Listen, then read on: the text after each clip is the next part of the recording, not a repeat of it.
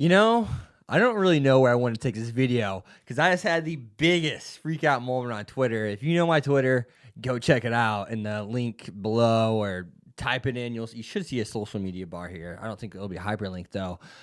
I was lied to. I was lied to. I can't lie. I'm so torn apart right now. He said that shit and then he took it back. That's not what I wanted. Damn it. So, Rent A Girlfriend, nonetheless, once again, if you guys did not somehow see my other video, or maybe you're new and you ended up on this video, you stumbled upon it. Season 2 of Rent A Girlfriend has already been confirmed. You can check out my other video, the very last video I posted. You can check that video out if you want to see more on that. But Rent A Girlfriend, I'm not going to freak out this video. But I got it out of my system. So probably maybe the loudest I've screamed. But nonetheless, let's actually hop into what actually happened in this episode of Rent A Girlfriend. Starting with the whole, mommy renting Mizuharu, right? Why not start off where we left off? We'll get to the Ruka stuff later because I think that's extremely important. But, I look at what is going on with the whole mommy situation. And really, mommy is just, she's trying to get a point across. She was trying to put Mizuharu down in an indirect way, talking about her fake smile, basically calling her a fake. She's like, I'm not going to judge your line of work. But, I mean, she's that fake-ass smile, like she said, right? I mean, and I'll tell you what, mommy, that smile didn't look fake in the very end. That was Kazuya heading to her, which I don't know why it wouldn't be. That smile didn't look very fake to me. That smile looked real. Kuribayashi, I'm sure he knows. I'm sure he knows from episode 10 that smile is all but real. I mean, think about it. But their relationship is awesome. I root for it. Kazuya said what I wanted him to say, and then he took it back, and we even got to see Mizuharu's reaction to that. And it made her take a step back. And I mean, heck, let's discuss what's going on. Mommy says she'll never find a real girlfriend if she keeps being his girlfriend, but then goes on to ask the question. I mean, you've been doing this for a year with him. Does your agency know this? You've been dating the same dude for a year and are going on rental dates? Do they know? Of course they didn't. I mean, she even begs the question, how do you feel about him? It's been a year. You're only human. Have you fallen for him? And of course, she dodges the question. And Mommy is such a great character, such a fantastic character for what this show was trying to do for Kazuya and Mizuharu, that it's absolutely amazing. It's amazing. It takes these cliches and it throws them in your face, but then at the same time it throws them. The characters literally pick up these cliches and throw them in each other's face. And through that, we go through a little bit of different avenues. Like I always say, you can have a show that has cliches, but if you attack those cliches, that's what shows don't do. They have these cliches and they let them sit there, right? This show takes these cliches and it attacks them. It brings them to the forefront of the show, right? I mean, and I like that. I like how the show does that. Instead of saying, let's not even question the love thing, they're saying, let's attack it. Let's discuss this. Let's confront each other about this, right? Kibe, episode 3, this episode here and now. I love that. Ruka attacking Mizuharu, Ruka attacking Kazuya, right? And now Mommy attacking Mizuharu. Like, these two are under duress. They have created a snowball effect. They have allowed these things to mount on top of one another, but yet they refuse to leave each other's sides. And I think that explains everything you need to know. And you saw that Mizuharu is under the impression that, Kazuya is fully into her still. I mean, even she took a comment and she ran with it. And yeah, I get that. And whenever you really feel for someone, you don't want them to feel for anyone else. But life's illogical. Love's illogical. Sometimes whenever love's fading away, it's not all but gone. It's just slowly fading away. But caring for someone that you used to care for and or love doesn't necessarily go away. Caring for someone is different than love, but it's still, I guess, a form of it, right? I mean, I'm asking you. I'm talking about it. I'm giving you my thoughts on it. And I know, I'm partially right. But at the same time, there's so many avenues to romance because romance is illogical. But That's what the show's showcasing in certain ways. The show is silly. It can be dumb, but it knows what it's doing. It understands the themes in which it's trying to display, and that's cool. I'm here for that, man. And this show makes you self-reflect in little ways. It's crazy how the stupidest things that we'd act tough over outside of this video, outside of you watching me talk, and if we were in front of our friends, nothing, right? I mean, damn train. But nonetheless, I mean, am I wrong? I'd say no. But nonetheless, what really, really, gets me with everything that actually happened with this episode is also the fact that Mommy confronted me so hard about it. But then at the same time, you saw her dodge the question and you saw Mommy call her on it. And then she dodged the question in a way again. She still didn't say how she felt. She still brought it back to Mommy, but she was talking about, what if you just engaged with how he feels about you for real? What if he's someone that can make you happy? If there's one thing through renting and going on all these dates to pay for college, to pay for my acting school, and there's one thing I learned, she says, it's that love has become so valuable to me. It's made me understand how important it is.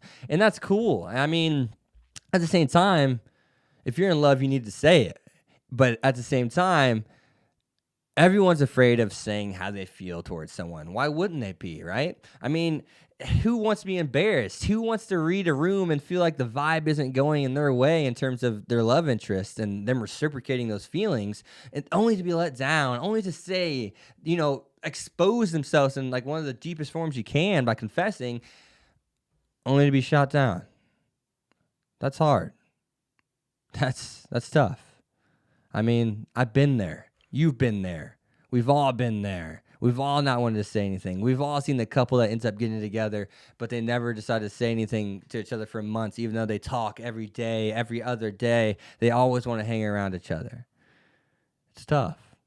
And, I mean, I'm just thinking about it right now. I got better to get back to the video. I mean, it's just like everything just flashes. When you think about it, it's just like boom, boom, boom. In this show, I want to say something. The piano on this show has been absolutely phenomenal. Like, what an awesome insert song. It hit every time. This show is so silly, but yet it resonates with me so much. It's weird. It's strange. It's odd. I don't get it. Season 2 is announced, so no, I'm not going to read the manga. I got to be anime only. But can I stay? No, I got to be anime only. I got to be, right? Guys, help me. But nonetheless, I mean, let's look at what else is actually going on in this show. During the show, and I'm so like excited still that I will be gazing down for a second at my notes from here from time to time. But nonetheless, she comes back and she sees Kazuya standing there and she's talking about, I'm sorry, this is too big of a task for me, but I won't just leave in the rain. And, I'll help you. I'll be there for you. I'll help you turn into a better person, and maybe one that's more suited for a girl or more presentable to one. And he's like, why? Why is she putting herself first? Why is she putting me first? Like, this is just a rental thing. Why is she going the extra mile to this point? Why? She's about to quit, but yet she's not going to quit on me. Why is that, Kazuya says?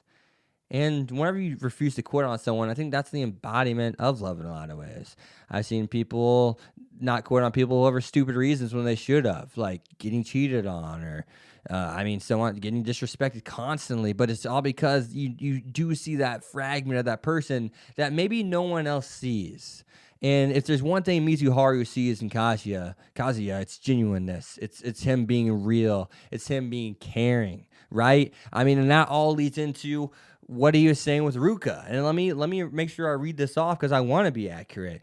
Ruka got it. She started to learn that I can't just force love on you. It has to happen. I'm just going to be me. I'm going to give it my all, and I'm going to have you fall in love with me, Kazuya. And you see Kazuya almost falls into that. And I get it. He didn't want to use Mizuharu as a crutch. He thought it was all coming to an end. And it's crazy how emotionally we'll just throw ourselves at someone that maybe has an interest in us and we're aware of. Or we just throw ourselves at someone that we think we could have a chance with whenever things just don't seem to go our way or don't go our way or seem to be coming to an end.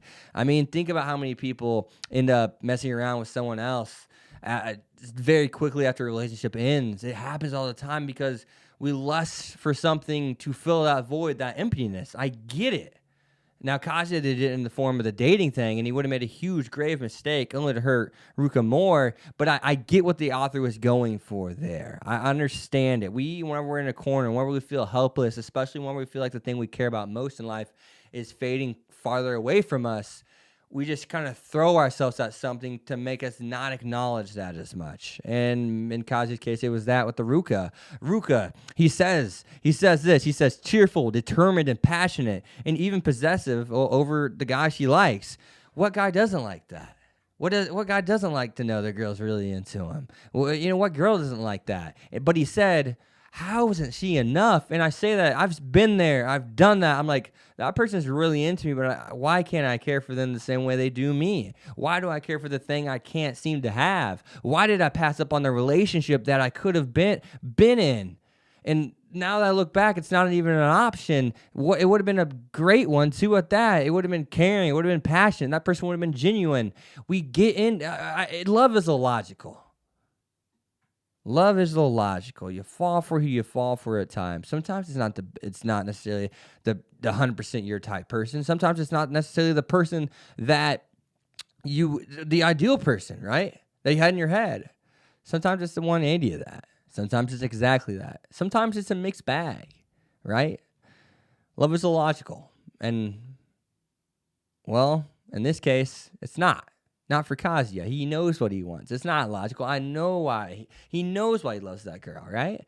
And that's cool. I think it's cool. I think it has realism. I think it has things that you can project onto your real life, your real life and everything you've experienced. You can connect.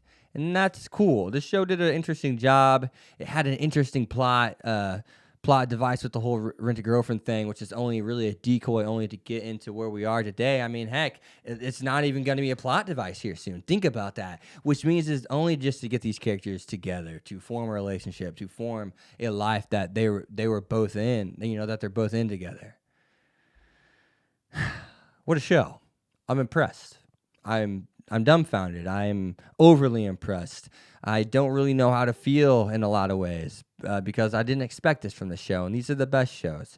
Nonetheless, haters are gonna hate that season 2 that my show got that yours didn't is what I'd say to them. I'm like, that's because mine had something. Because the disrespect going on with the show is crazy. There's more to it than meets the eye. Watch the whole show. Give it a chance. Do it. Can you handle that, or can't you?